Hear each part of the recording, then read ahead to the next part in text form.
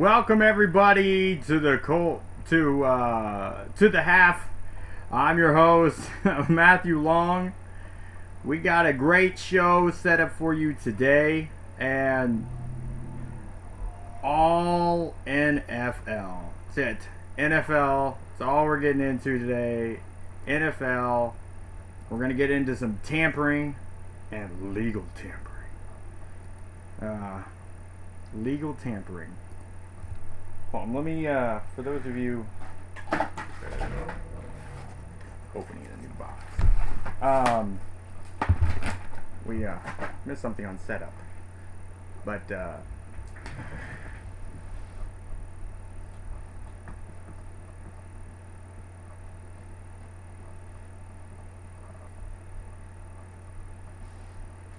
alright, some of you can see that, some of you can't. If you should know already by now, at Matt Long Sports is my handle. The show is To The Half. At To The Half is the handle, because we like to keep things simple. Got my green tea. And just to start off this show here, we might run a little bit long today. That's what she said. Again, it's all NFL, but I did want to bring up this book right here. It's a really good book. I don't know if you can see my page mark here. I'm about halfway through with it now. A friend of mine, Mike Carey, wrote this book. He was a writer for the Boston Herald back in the day when the Celtics were the big thing. And this man here, Marvin Barnes, played for the Celtics. He was like, you know, he was kind of like the LeBron James and Magic Johnson before LeBron James and Magic Johnson. If they had a drug and off the court problem, if they had problems off the court that came, like if you took what Magic Johnson and kind of what Magic Johnson and LeBron James brought to basketball with talent and ability, and you mixed it with Michael Irvin's drug problem and Maurice Claret's issues with the law, that's kind of what you got. But this book talks about it. It talks about the ABA a bit. This is a good book. It's I feel that this will end up being a movie. Amazing person who wrote the foreword in this book. I don't know if you could see that. Bob Costas.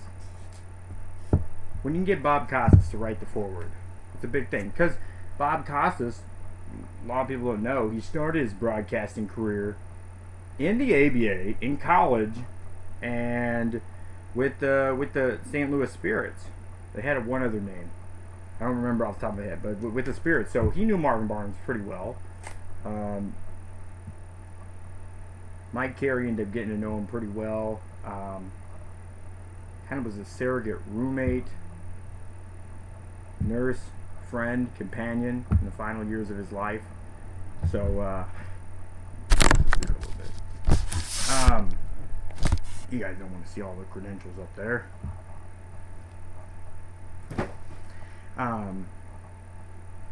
But it's a really good book. Go out, buy it. Mike did a really good job putting it together. Bob's words at the beginning are very profound as well.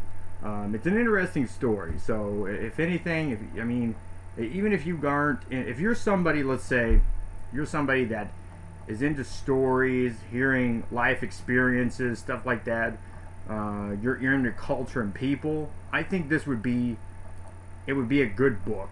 It would be a good book for you to purchase, to read. I think it works well. It works well for that purpose and others. So I implore everybody, go out, get the book. Bad News. Just type in Mike Carey Bad News, and it should pop right up.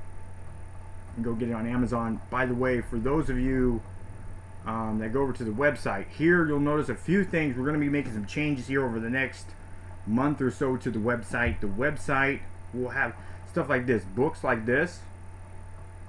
We're going to have these up on the website so you can purchase them right from the website. We'll have a store on the website.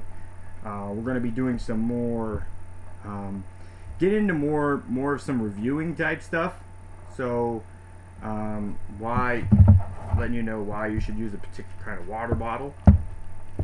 And if you want to buy it, then we'll have a link for you to go buy it. So, just, here's what it is. You can buy these bottles, whichever one you want. Trying to make some of those things kind of easier for people. We found that a lot of the traffic on the website for fitness and nutrition, yes, that's right. It's our opinion that fitness and nutrition is a part of sports. Yeah. Mind blown, right? But it just makes sense to have it there. More so than wrestling. I'm sorry, wrestling fans.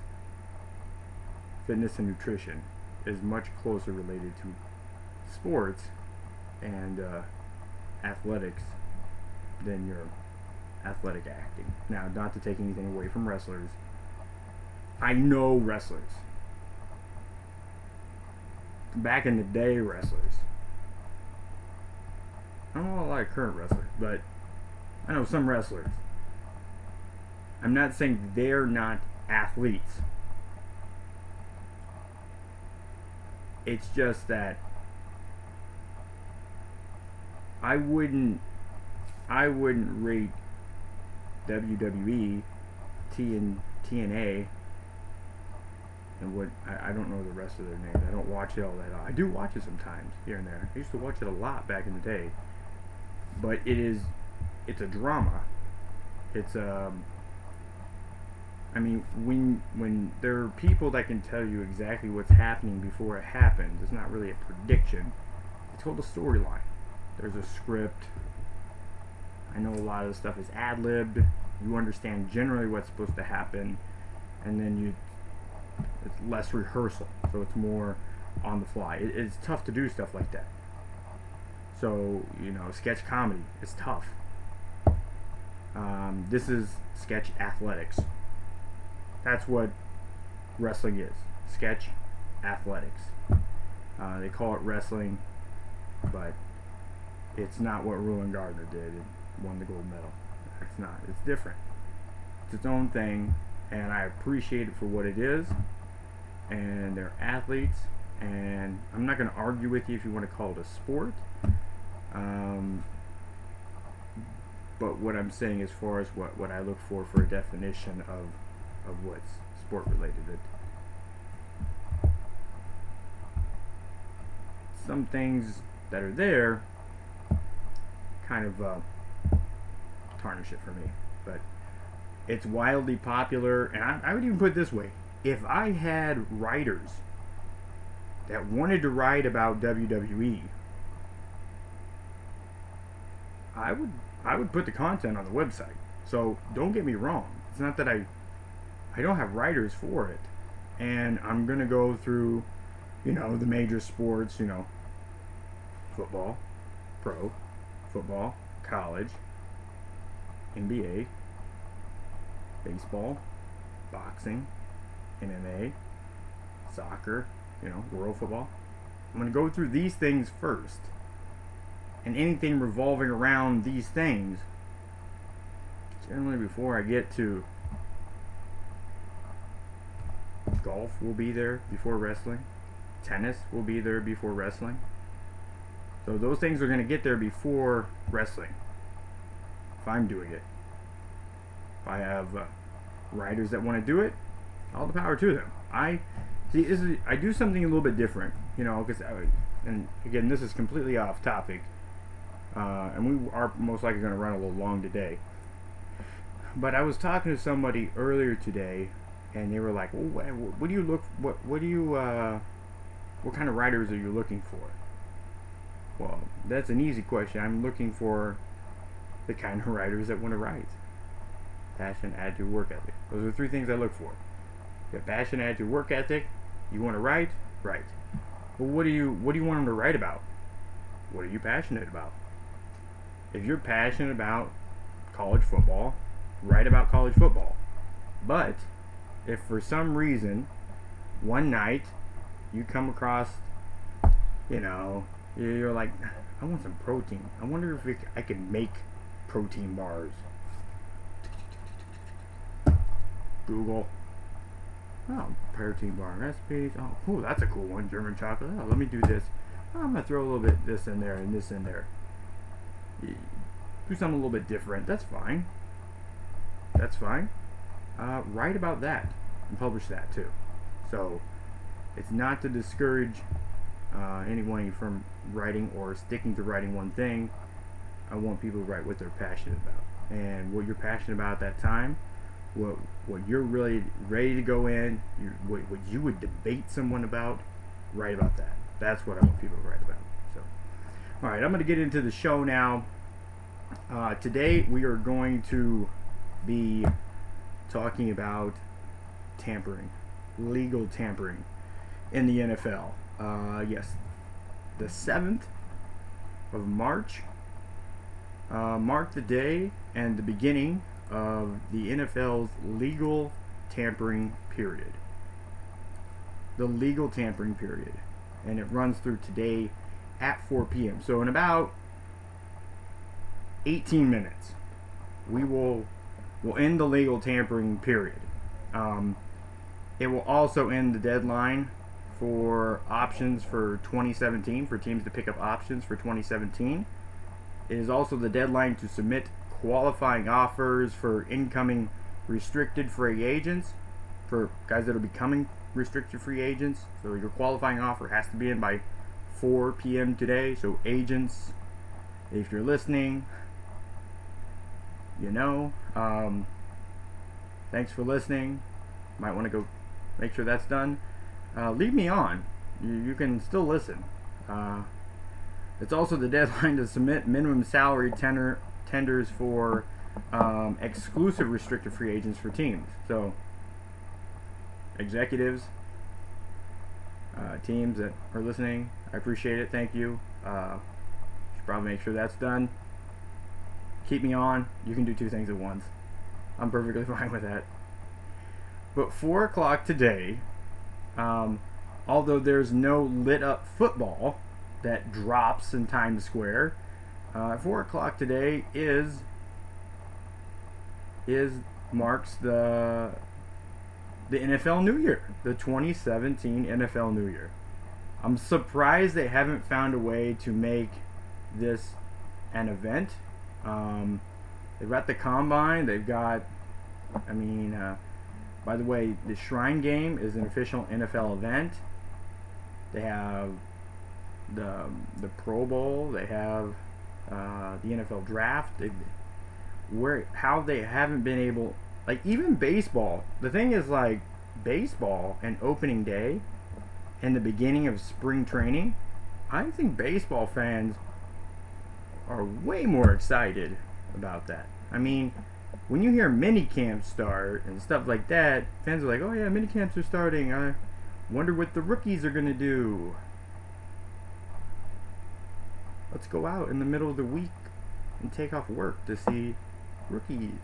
Look out. We did that a month ago, 2 months ago. It was called the Combine. No, it's I think that they've done, out of all the things that they've found a way to monetize, I think the NFL New Year is the one thing that they've overlooked. I think that I think they could put almost national holiday like appeal around the NFL New Year, the beginning of the league year. It's the beginning of the 2017 league year. I'm calling it the NFL New Year. It's a play on words. And that's at 4 o'clock. So 15 minutes. 15 minutes. Grab your significant other or beverage of your choice to press your lips up against in 15 minutes. We're not gonna do a Happy New Year thing on YouTube, or there's no. I guess I do have some buttons here. I can hit. Sounders. We got some sounders. You want to do the sound? Can you do? All right. We may or may not. We'll decide. But it's about 15 minutes. NFL New Year. So, but one thing I want to hit on is the NFL tampering period. So the 3.5 day period. It's called the NFL tampering period. It allows agents and teams and players to tamper with the process and have conversations. So at 4 p.m. again, it was something designed to kind of ease what was probably already going on with a lot of agents illegally, but it allowed things to get done. And the NFL tampering period's kind of like the Valentine's Day of the NFL. You know, it's that day. It's like the worst hall pass ever. Okay, because you're allowed to go out and flirt, and you can flirt. If you got the hall pass, you can go flirt around, but you can't actually seal the deal. That's what it is. The NFL tampering period is the worst hall pass ever. That's what it is. You can flirt around, but you can't seal the deal. So that's my rig is fighting me back.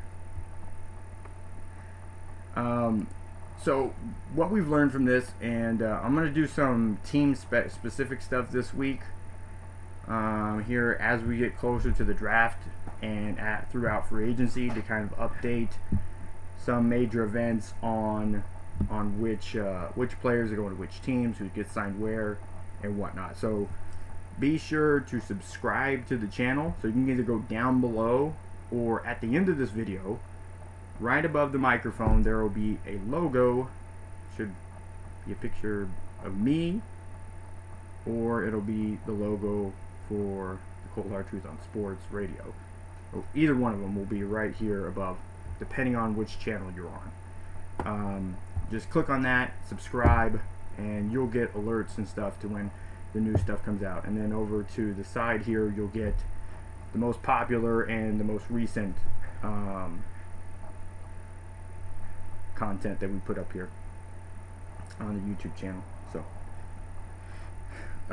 So far, one of the big signings that we're probably going to see coming down here at 4 o'clock today is the Tampa Bay Buccaneers, from what my sources have said, are set to sign Deshaun Jackson to a multi-year contract and bring him in as the number 2 receiver. He's definitely the guy that's going to give them speed, and he's going to allow them to take the top off the defense. Again, Adam Schefter was the first one I seen report on that. I have had other sources that I have confirmed that as well. So he's one of the big ones that is out there, and that's where we see him going. So this tampering period is served well. It gives them 3 days to really iron out what sort of contract deals and stuff like that they want, how it's going to work out. Tampa is a unique place when it comes to contracts. I know a lot of people look at it. It's the Greenberg system of contract structure. I'm working on an article about it, so I'll have something up over on the website here in the coming weeks that it kind of breaks it down, makes it more understandable. But it's really interesting. So it's one reason why they don't get into cap problems, and they're able to sign somebody in free agency every year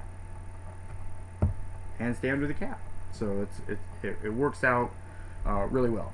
The other big signing that we're seeing, again, Bucks related. Again, it's a big signing, not necessarily because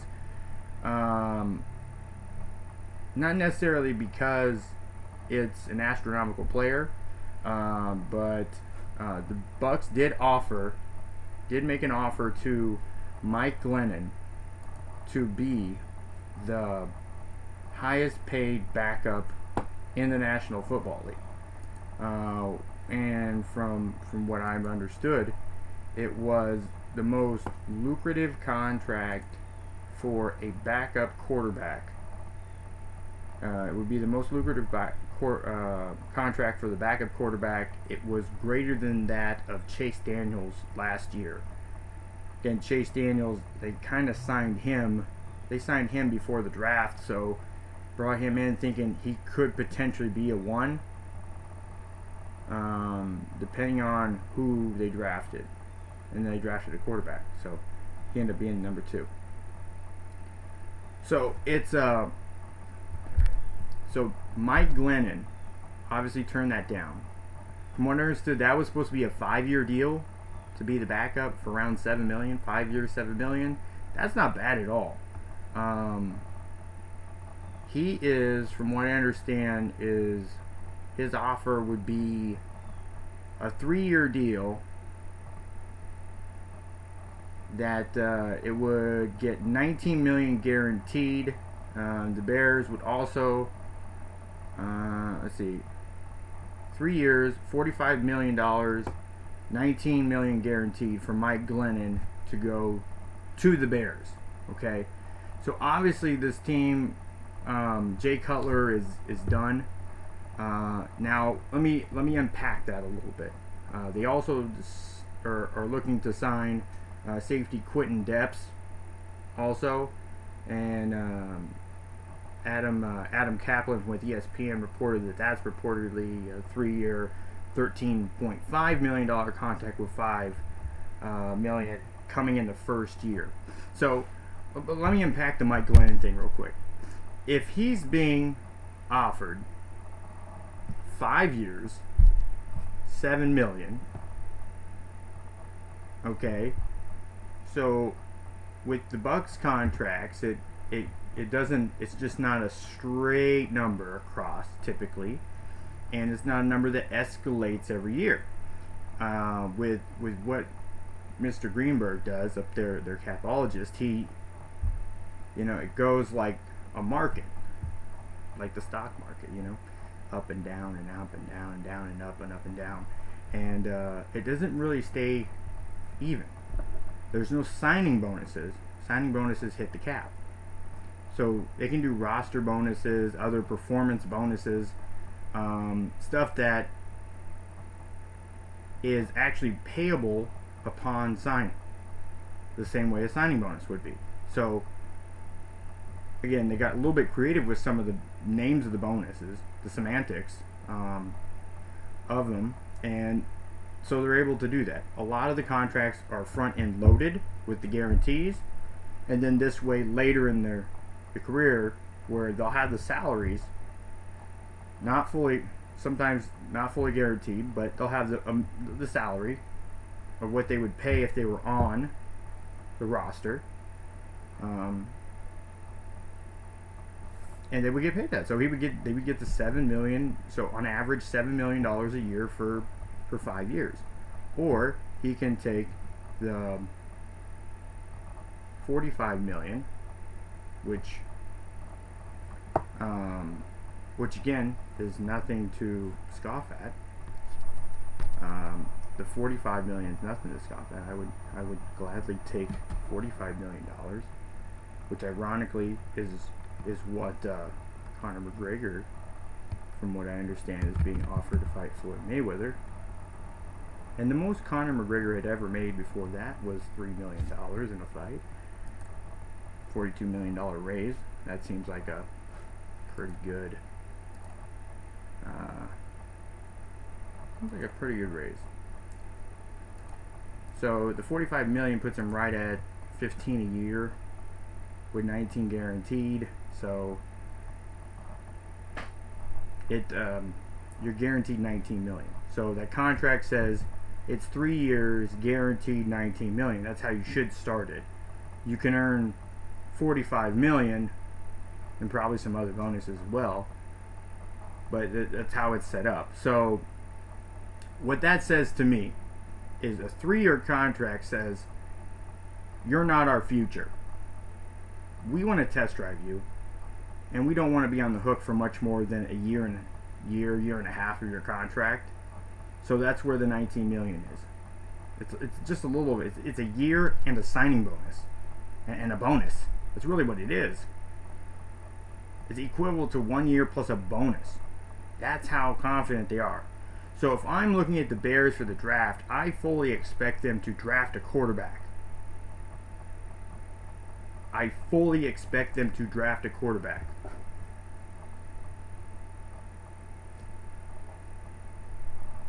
Now, I know some of you are saying, you're nuts. Why would they draft? They just spent $15 million. They're spending $15 million a year. A $45 million contract on a quarterback for the next 3 years. 3 years. 3 years. 3 years doesn't say you're the franchise. 5, 7, that says franchise. Rookie deals are 3 or 4 years. They're essentially giving him a really good rookie deal.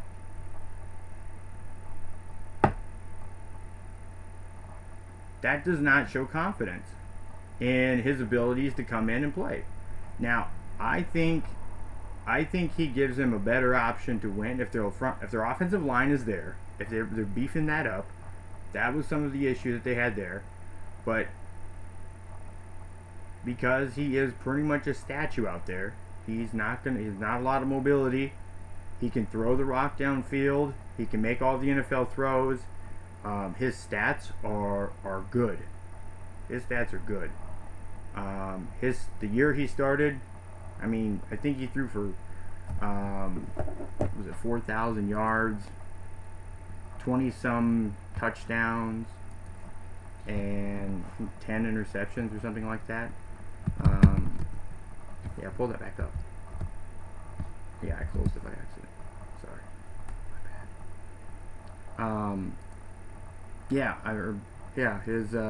bad. He threw for 2,600 yards. Sorry, I apologize. Yeah, in 2013, 2,600 yards, 19 touchdowns, and 9 interceptions. The following season, didn't play the full time.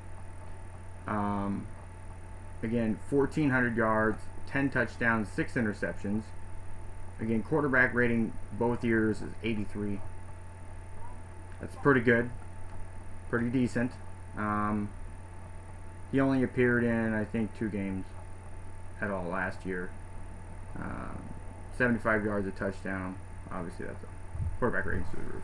He completed 90% of his passes. But his completion percentage is 57 and above in the NFL without a good offensive line in those couple years. And he's on pace to throw close to 3,000 yards each year. And if he has a full season in, he'll be somewhere around 15 to 20 touchdowns. So that's good. That's right the middle of the pack where he's something that's serviceable enough to get you going. Right now, the market for quarterbacks is that 13, 14, 15, 16 million dollars. That's where the market's at. That's the price of milk. Okay? It just is. Go, you try to use a coupon, you don't see a ton of coupons for that sort of stuff. So, we're going to run about 10 minutes long today. Yeah, so today will be a 40-minute show instead of 30. So hanging in there. I know we went off on a tangent today. I figured that we were going to go a little bit over because there was a couple things that I wanted to address and kind of unpack.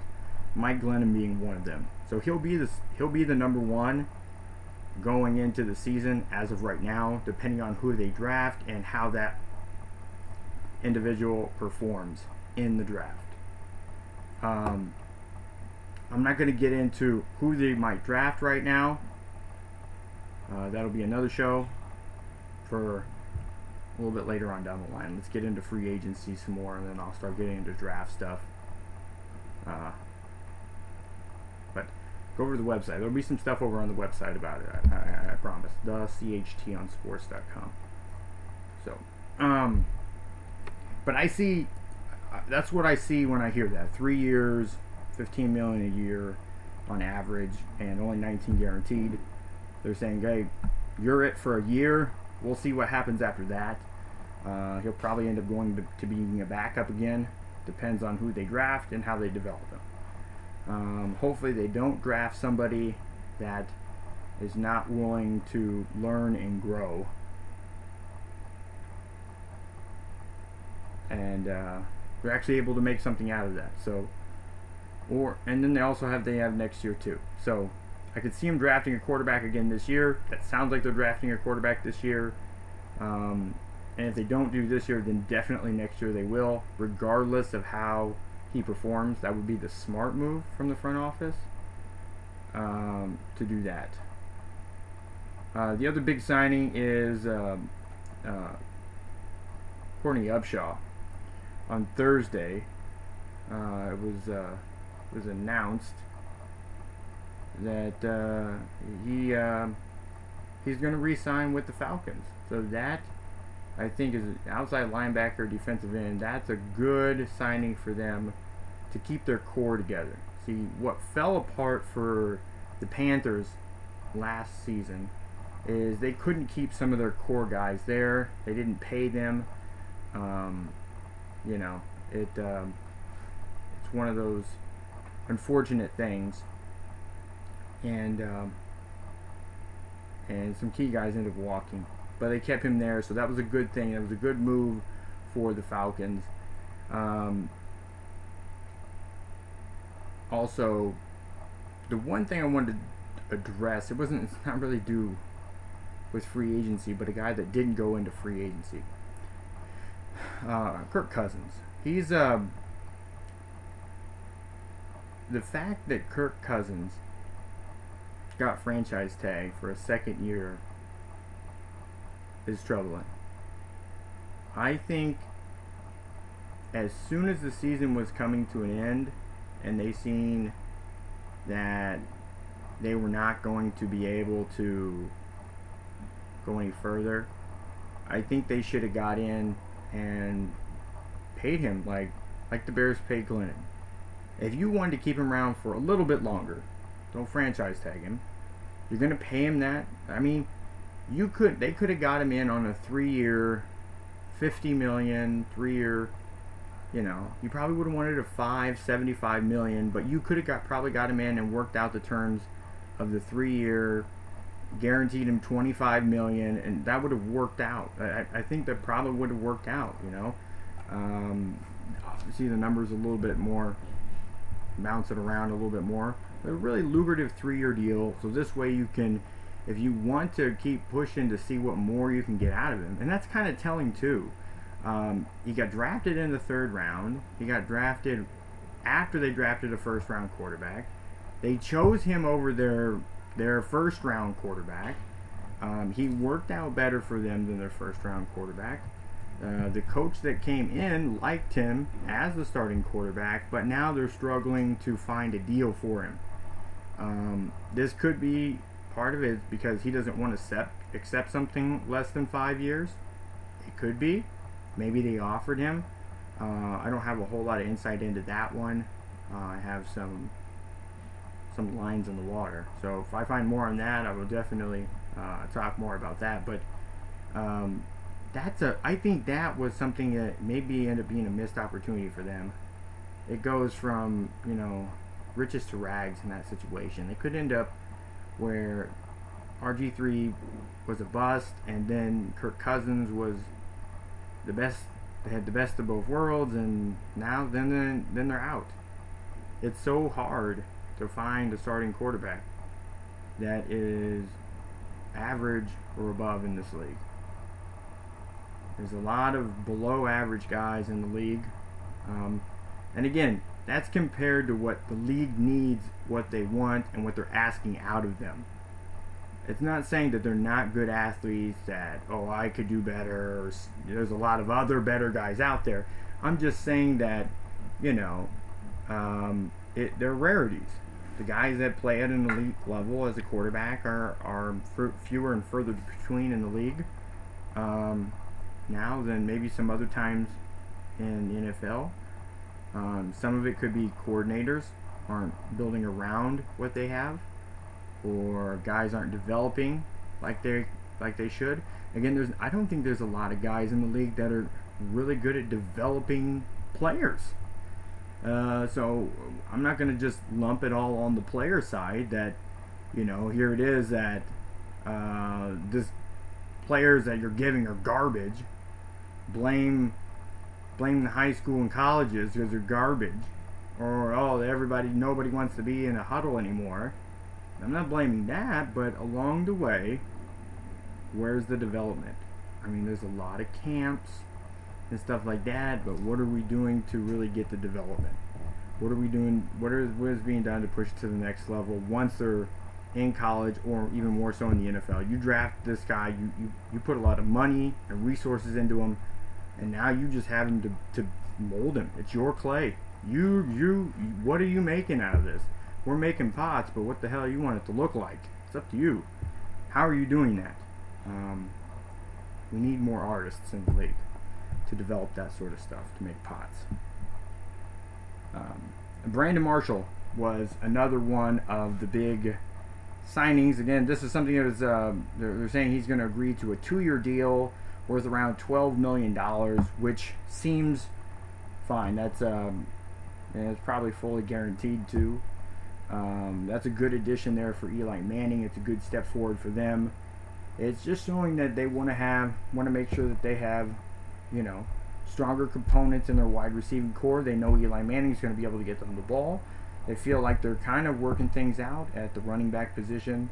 They always bring in some new running back core. Somebody's always kind of new there, but they think that's something they'll end up figuring out as they go along. The defense has been pretty good. They franchise tag Jason Pierre-Paul. That again, JPP was not a guy that I had an issue with them franchise tagging. At first, I was wonder if they were going to be able to sign him, but I think they couldn't figure out what the numbers were like, so they went ahead and franchise tagged him to make sure they got him some pay, and then we'll continue to work that deal out throughout the time they have allotted to do that.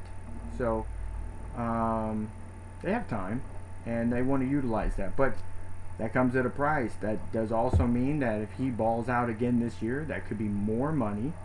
Again, another max type of deal, and or somebody that wants to come in and pay him more money than you can, or more guaranteed money than you can, and you don't match it, or you can't match it.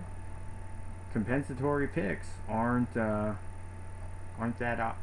fun if you don't have somebody there to provide you that production. So they have a decent front office, so they find guys. That's the thing, is they find guys there in New York.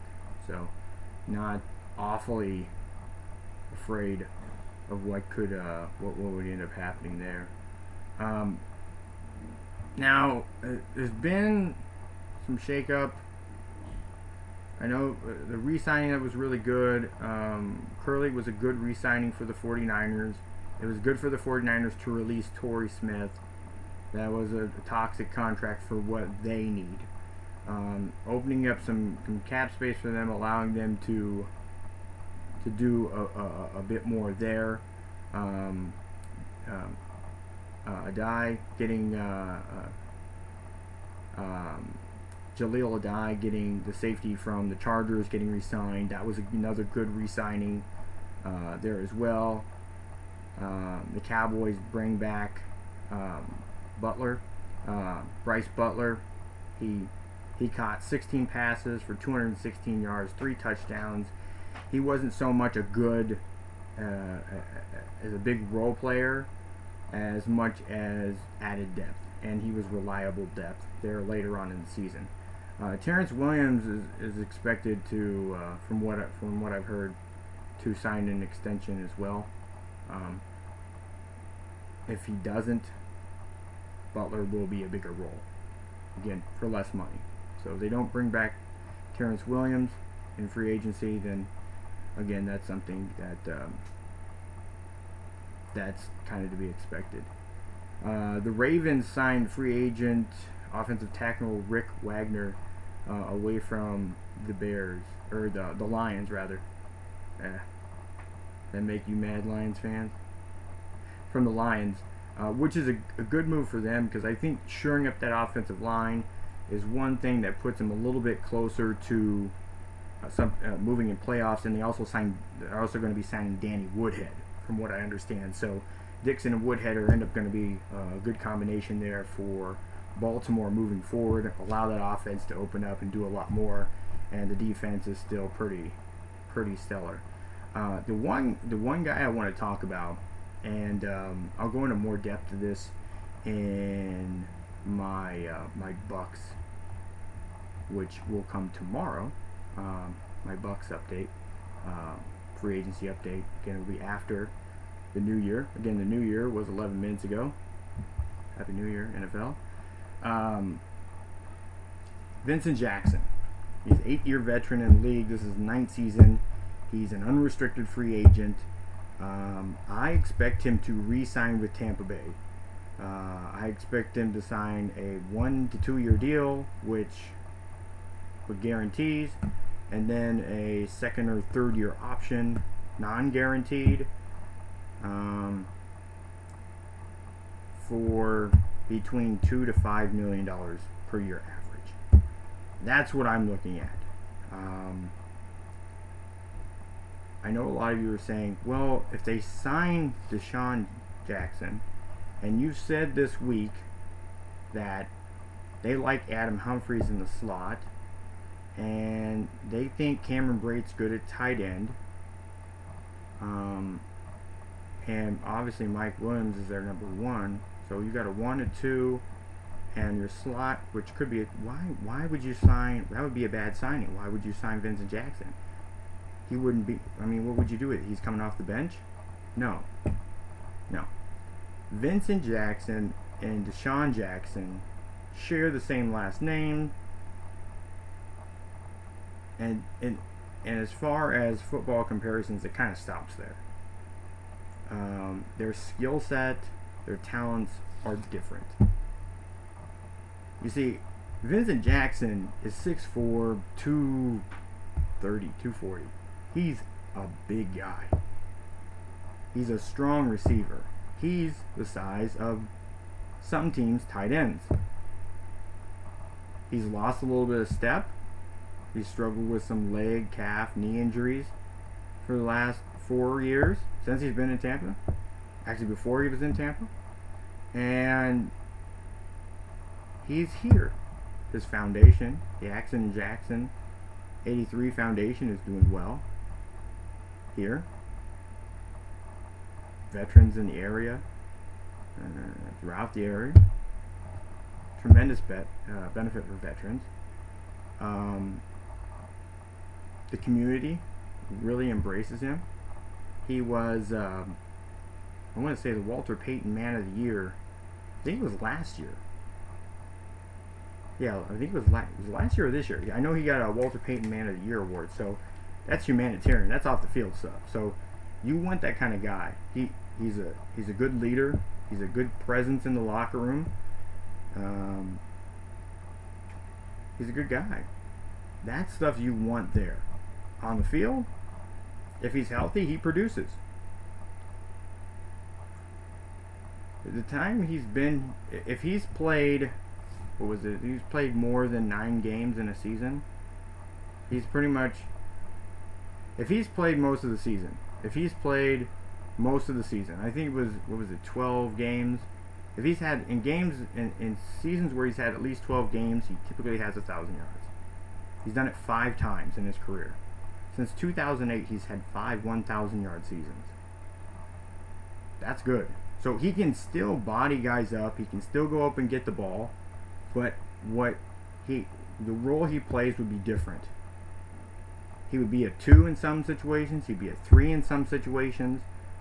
It depends if they're in 11 or 12 personnel. If they're in 12 personnel, he could be the second tight end in 12 personnel. It just depends which way they want to utilize him. Now, from what I've learned from watching Jason Light and stuff that they've acquired, that he will sign guys more based on value than on what the hype is or who's the best. What kind of value are you getting out of him? If you got a guy that's 6'4", still has is probably going to be faster than most tight ends, and can push some guys around, size and strength. Those are things that you can't teach size. You know, if you have size and you can play and you're healthy, he has hands. He can go up and get the ball. So they can utilize him over the middle, interchange him and Cameron Brate. You know, they can use him in a lot of different ways. So I think that they end up signing him back for a 1 to 2 year deal with the guarantees on that, with maybe even a second or third year option depending on which contract they go with those options not guaranteed, and for $2 to $5 million a year. Spot Rec has his value at $4.6 million. He's rooted here. His family's moved here. You know, his parents live here now in Tampa. His kids are in school here. He doesn't want to leave. I think he'll take a discount, a little bit of a discount, you know. And if he doesn't, he'll say, I'm not going to take such a discount, but I'm willing to do whatever you need me to do. That alone changes stuff up. Because if they have Deshaun Jackson back as their return guy, which they very well might, and he got hurt, God forbid, knock on wood, he got hurt doing that, you want somebody that can step in there right away. They don't want to run into the same problems they did last year where, you know, you're signing guys from other guys' practice squads and off of couches to come in and play football. That's not what they intend to do. So having a guy that's a veteran that they can rely on for, you know, $2 to $5 million a year for the next couple of years is good. I also think that they're going to end up drafting a wide receiver somewhere else in there in the draft. I don't know if it'll be. I wouldn't see it in the first round. Probably not even in the second. The thing is, skills players like running backs, and wide receivers, you can find those guys later in rounds and develop them and get what you want from them. You don't necessarily have to take those guys in the first round. So with their first round, you can see interior, exterior, defensive lineman, so a defensive lineman or a defensive end, linebacker, or safety. Maybe even a corner. They probably go defense first round this year. Tight end maybe, depending on who it is there that's at that point. But I think there's guys in the second, third, and fourth round at tight end this year. I think it's a pretty deep tight end draft that they'll be able to find a guy later too. So they won't have to reach on somebody like Austin Seferian-Jenkins. They reached on him second round, top of the second round. He just couldn't keep his stuff together, and he had good hands. He was one of Jameis Winston's favorite targets, but then got to keep your life in order. Anyway, so that's all for the show today. So tune in tomorrow. I will get into. I'll have the Bucs special tomorrow on free agency. Yes, I know that there will be some other signings other than Deshaun Jackson. And I'll get more into the Tampa Bay Buccaneers tomorrow on that special. Also, tomorrow's show we will be getting into some other related things. I'm going to get into some NBA on tomorrow's show to the half. But that's all I got today. Appreciate y'all listening and tuning in. I'm Matthew Long, and I'm out.